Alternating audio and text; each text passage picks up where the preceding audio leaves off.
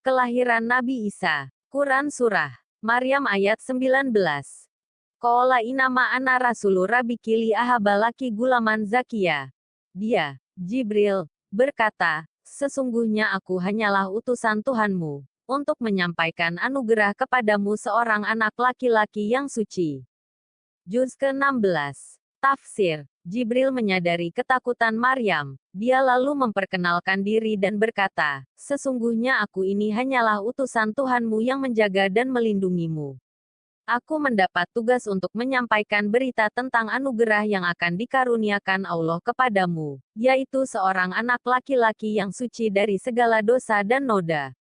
Untuk menenteramkan hati Maryam dan menghilangkan kecurigaannya, malaikat Jibril berkata, sesungguhnya aku ini hanyalah utusan dari Tuhanmu untuk menyampaikan berita kepadamu akan lahir seorang anak laki-laki yang suci dari segala macam noda. Malaikat Jibril menyebutkan bahwa dia sendiri yang akan menyampaikan berita tentang anak laki-laki itu, karena ia diperintahkan oleh Allah Ta'ala untuk meniupkan roh ke dalam tubuh Maryam. Sumber, kemenak.go.id. Keterangan mengenai Quran Surat Maryam.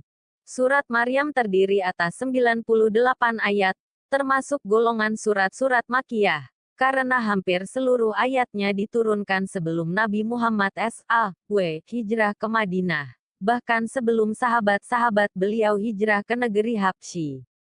Menurut riwayat Ibnu Mas'ud, Ja'far bin Abi Thalib membacakan permulaan surat Maryam ini kepada Raja Najasyi dan pengikut-pengikutnya di waktu ia ikut hijrah bersama-sama sahabat-sahabat yang lain ke negeri Habsyi. Surat ini dinamai Maryam, karena surat ini mengandung kisah Maryam ibu Nabi Isa alaihis salam, yang serba ajaib, yaitu melahirkan puteranya Isa alaihis salam, sedang ia sebelumnya belum pernah dikawini atau dicampuri oleh seorang laki-laki pun. Kelahiran Isa alaihis salam tanpa bapa merupakan suatu bukti kekuasaan Allah SWT. Pengutaraan kisah Maryam sebagai kejadian yang luar biasa dan ajaib dalam surat ini diawali dengan kisah kejadian yang luar biasa dan ajaib pula, yaitu dikabulkannya doa Zakaria a.s. oleh Allah SWT, agar beliau dianugerahi seorang putera sebagai pewaris dan pelanjut cita-cita dan kepercayaan beliau, sedang usia beliau sudah sangat tua dan istri beliau seorang yang mandul yang menurut ukuran ilmu biologi tidak mungkin akan terjadi.